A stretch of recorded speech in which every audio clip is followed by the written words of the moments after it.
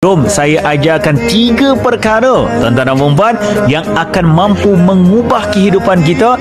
Pertama, tolong jaga solat di awal waktu. Kalau kita boleh mengutamakan Allah dalam kehidupan kita, whatever apa sahaja yang sedang kita lakukan, kita dahulukan Allah di awal waktunya.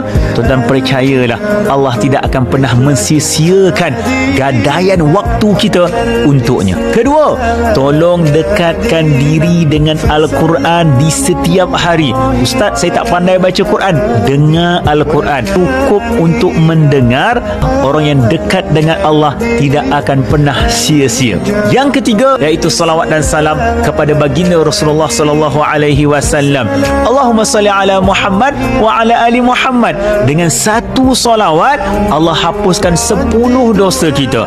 Dengan satu salawat, Allah naikkan 10 darjat kita. Hanya dengan satu salawat, Allah datangkan 10 kebaikan dan rezeki kepada kita.